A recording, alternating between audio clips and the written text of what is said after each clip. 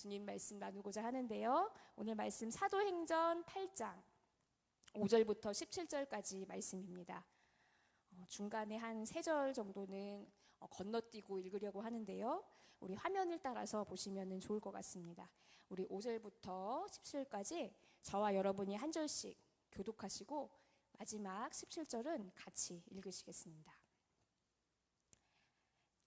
빌립이 사마리아 성에 내려가 그리스도를 백성에게 전파하니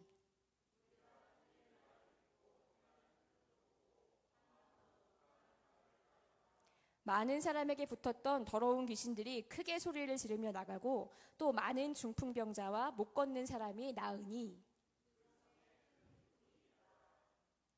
네, 그 다음 12절 읽겠습니다. 빌립이 하나님 나라와 및 예수 그리스도의 이름에 관하여 전도함을 그들이 믿고 남녀가 다 세례를 받으니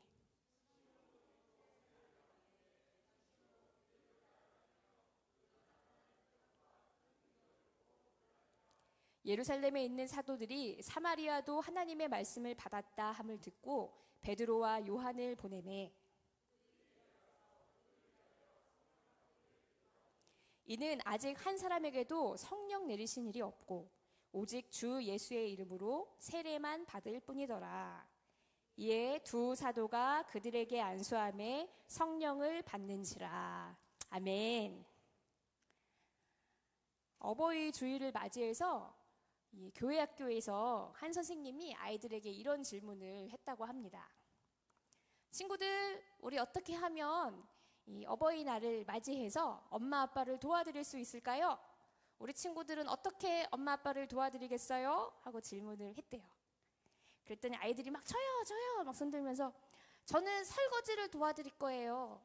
저는 청소를 같이 할 거예요. 하면서 막 열심히 대답을 했다고 합니다. 그런데 이 가운데 이렇게 대답을 하는 한 어린이가 있었습니다. 저는 가만히 있을 거예요. 네. 선생님이 너무 엉뚱해가지고 물어보셨습니다. 그게 무슨 말이야? 그랬더니 그 아이가 대답하는 말.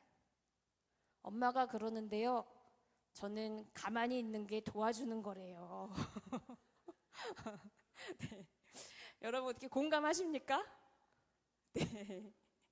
아마 여러분들께서도 자녀들이 어릴 때 뭘 도와준답시고 나섰다가 더 일거리만 늘어나는 경험을 한두 번씩 해보셨을 것 같습니다.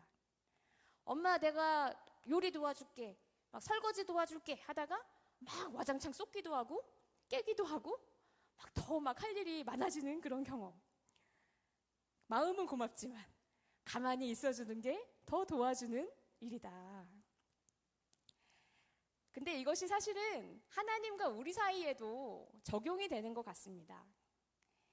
우리는 받은 은혜가 커서 그리고 하나님이 너무 좋아서 하나님을 위해 내가 일해드리겠습니다. 내가 하나님을 위해 하겠습니다. 막 손을 들지만 사실 우리가 하나님께 얼마나 큰 도움을 드릴 수가 있을까요? 저는 오히려 우리가 시키시는 일을 하다가 막 한다고 나서다가 우리가 흘리기도 하고 투정을 부리기도 하고 삐지기도 하고 또 때로는 같이 일하는 사람끼리 막 싸우기도 하고 그러면 또 하나님이 해결해 주셔야 되고 달래주셔야 되고 엎지른 것도 치워주셔야 되고 차라리 하나님 혼자 일하시면 더 빠르고 완전하게 해결될 것 같은데 근데 하나님께서는 참 신기하게도 꼭 모자란 우리를 불러서 하나님의 일에 동참하도록 초대하시거든요. 그렇다면 부르심을 받은 우리가 어떻게 해야 하나님의 일에 방해가 되지 않고 하나님의 일을 더 늘려드리지 않고 조금이나마 도움이 되고 보탬이 되어드릴 수 있을까?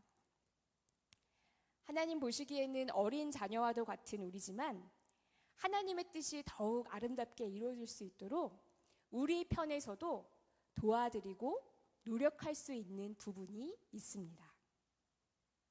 특별히 교회 공동체 안에서 그리고 다른 사람들과의 관계 안에서 우리가 어떻게 하나님 역사의 동역자가 될 수 있는지, 오늘 사도행전 8장 말씀을 통해서 크게 두 가지로 나누어서 함께 은혜를 나누고자 합니다.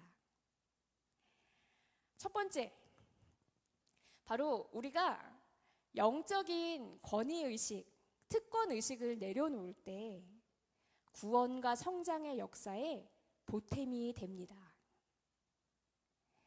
오늘 본문 5절 말씀을 보니까요, 빌립이 사마리아 성에 가서 전도를 했습니다. 한 사람의 전도로 어떤 일이 일어났는지 우리 한번 5절과 6절 말씀 같이 한번 화면을 보면서 읽어보실까요? 빌립이 사마리아 성에 내려가 그리스도를 백성에게 전파하니 무리가 빌립의 말도 듣고 행하는 표적도 보고 한 마음으로 그가 하는 말을 따르더라. 빌립이 그리스도를 전파하니 그 말을 듣고 행하는 표적도 보고 한 마음으로 그가 하는 말을 따랐습니다. 그리고 나서 일어나는 일 7절과 8절인데요. 제가 한번 읽어보겠습니다. 많은 사람에게 붙었던 더러운 귀신들이 크게 소리를 지르며 나가고 또 많은 중풍병자와 못 걷는 사람이 나으니 그 성에 큰 기쁨이 있더라. 예수님께서 하시던 일이 그대로 일어났습니다. 빌립 한 사람이 전도할 때 귀신이 쫓겨나고 병 고침이 일어나고 큰 기쁨의 역사가 일어났습니다.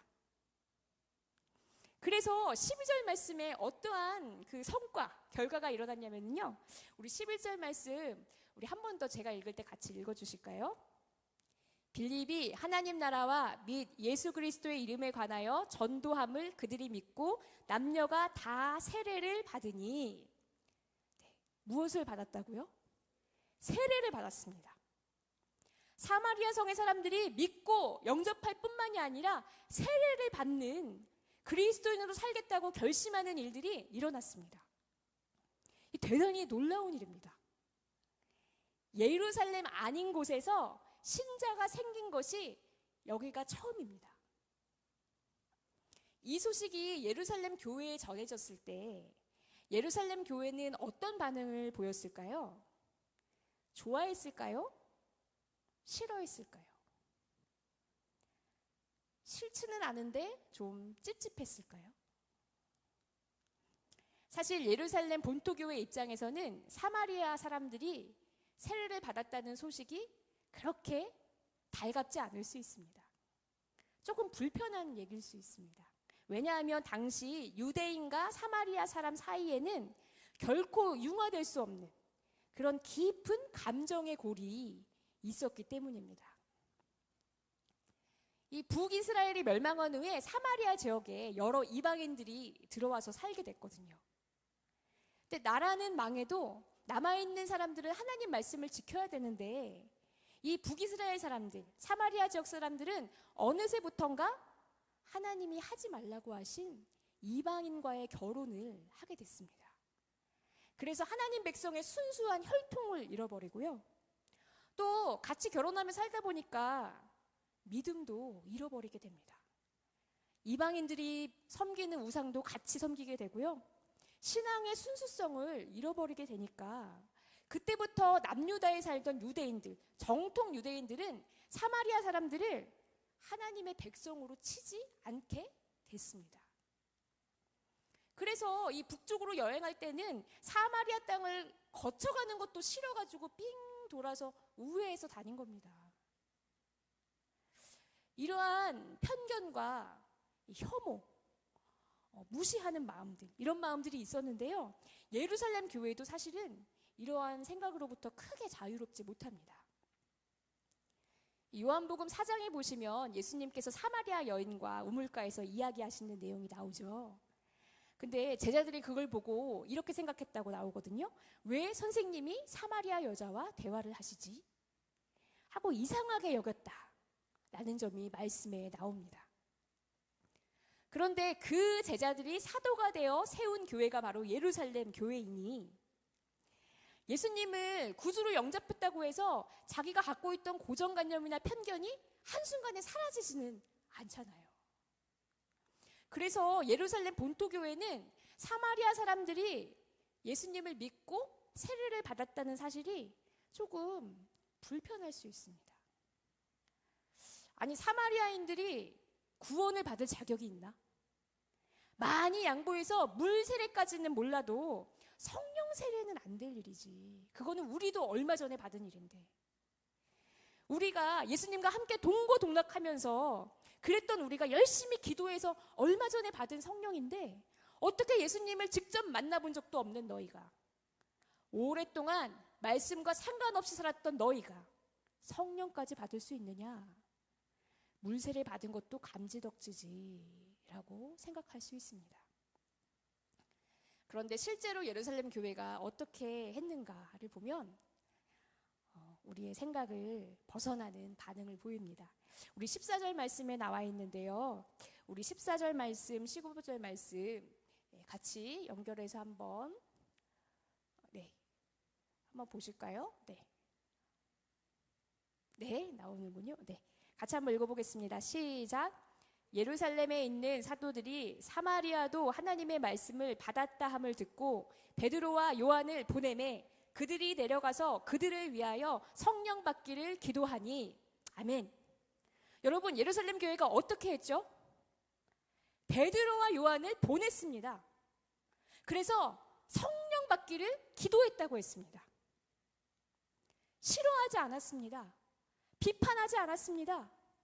나보다 한참 못한 사람들, 교리에서는 안 되는 부정한 사람들로 생각했던 적도 있었지만, 하나님의 역사하시는 그 능력 앞에서 영적인 우월의식, 특권의식을 다 내려놓고 오히려 베드로와 요한, 정말 예루살렘 교회의 기둥 같은 대표 사도들을 보냈습니다.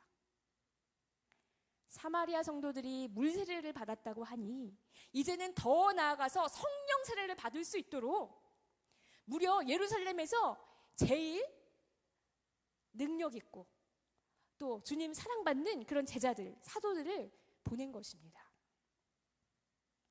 그래서 17절 말씀에 보시면 사마리아 사람들이 성령을 받게 되었습니다. 하나님을 오래 떠나 있었던 사마리아 성에 성령의 새로운 역사가 멈춤 없이, 거침없이 계속해서 이어져 가고 성장해 가는 것입니다. 사랑하는 성도 여러분, 우리는 하나님께 받은 은혜도 많고 받은 사랑도 많습니다. 인정하십니까? 오늘 말씀을 보면서 간절히 기도하게 되는 것은 우리가 받은 은혜가 영적인 우월의식으로 변하지 않는 것입니다. 우리가 믿음을 열심히 지켜왔던 시간들이 영적인 우월감으로 변하지 않는 것입니다. 영적인 우월의식을 갖고 있는 사람, 그리고 계속해서 그거를 품고 있는 사람은 하나님의 새로운 역사에 쓰임받기는커녕 걸림돌이 되기 쉽습니다. 혹 그런 비교의식이 내 안에서 자꾸 생각이 들더라도 하나님의 역사 앞에서 겸손히 물리치고 내려놓을 수 있는 저와 여러분 되시기를 간절히 기도합니다. 그러면 우리가 있는 이곳이 바로 성령이 임하시는 사마리아 성이 될 줄로 믿습니다.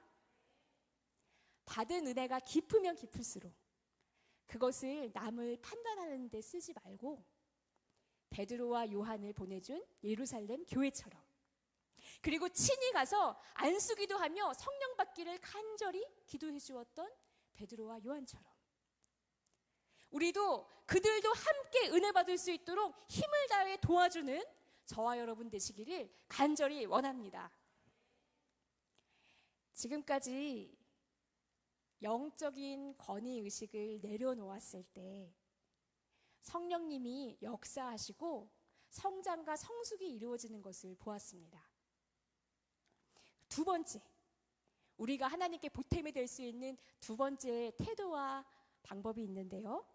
바로 자기 주장을 내려놓고 양보하며 협력할 때 성령이 역사하신다는 사실입니다. 여러분, 그 사마리아 성에 먼저 들어갔던 사람, 제일 먼저 들어갔던 사람 누구죠? 바로 빌립입니다. 예루살렘에 임한 큰 박해 때문에 쫓기듯이 오게 된 사마리아 성이지만 거기서 빌립이 복음을 전해서 남녀 막론하고 모든 사람들이 예수를 믿고 세례를 받게 되었습니다. 어떻게 보면 빌립은 사마리아 교회를 개척한 담임 목사와 같다라고 볼 수 있습니다.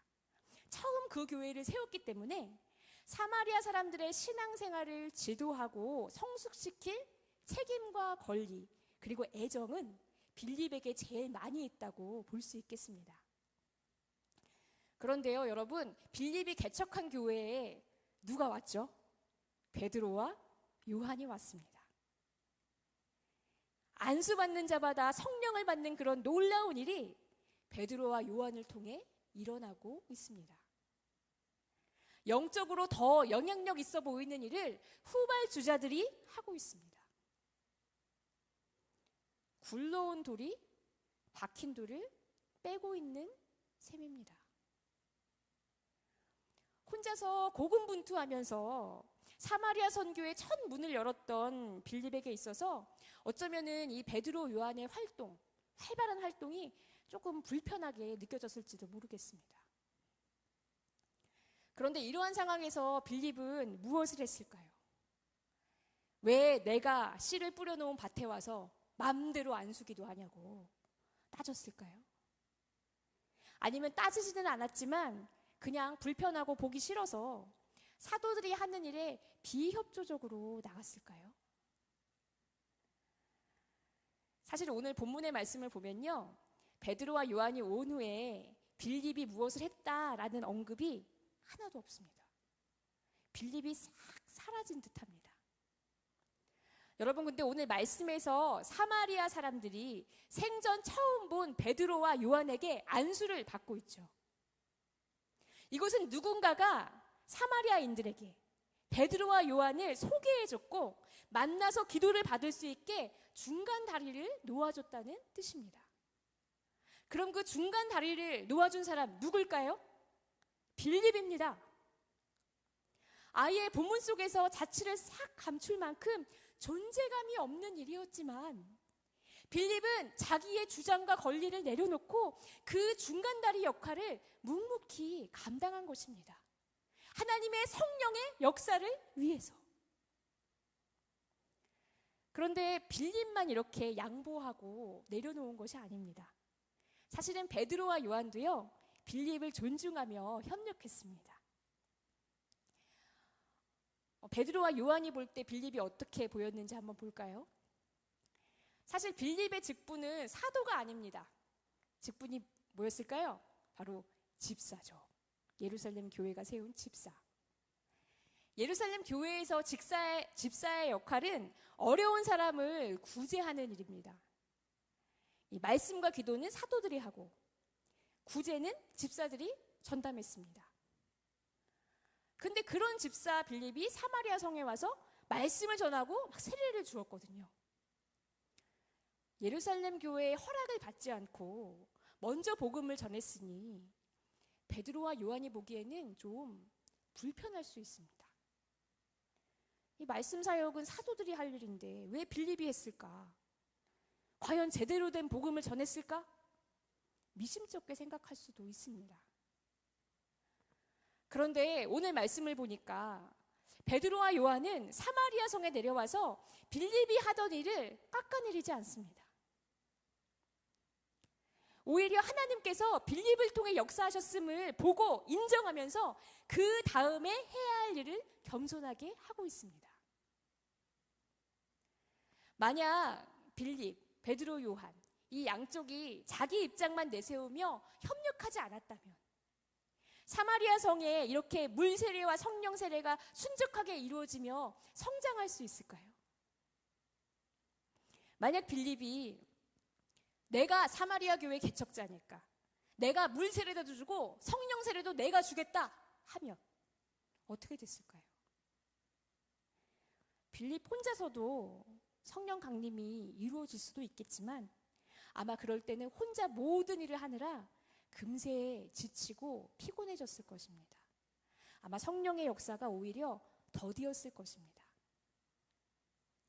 만약에 베드로와 요한이 내려와서 사도의 권위를 내세운답시고 빌립이 한 일을 깎아내리거나 제대로 가르쳤는지, 빌립이 정말 제대로 된 복음을 가르쳤는지 사람들을 만나서 일일이 확인하는 과정을 거쳤다면 어떻게 됐을까요?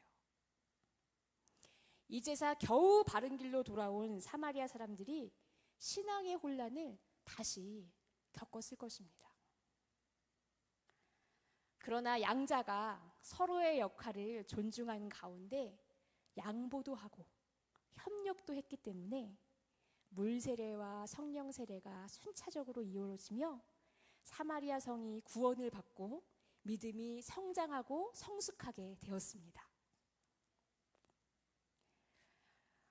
어떤 목수의 작업실에 여러 연장들이 살고 있었다고 합니다. 네, 그림을 그냥 계속 띄워주시겠어요? 네. 근데 그 중에 유독 이 동료 연장들이 싫어하는 연장이 있었습니다. 바로 망치였습니다. 망치만 움직이면 너무 꽝꽝 시끄러운 거예요. 그래서 연장들이 망치한테 이만 작업실을 떠나달라고 말했습니다. 너무 시끄러워서 귀가 너무 아파서 안 되겠대요. 그러자 망치가 분을 내면서 말했습니다. 내가 떠나야 된다면 드릴도 떠나야 돼. 왜냐? 해봤자 조그만 구멍이나 뚫고 왜 있는지 모르겠어. 있으나마나 하는 일이 너무 미미하잖아. 이 말을 들은 드릴이 또 화가 나서 이렇게 말했다고 합니다. 내가 떠나야 된다고? 그럼 나사도 떠나야 돼.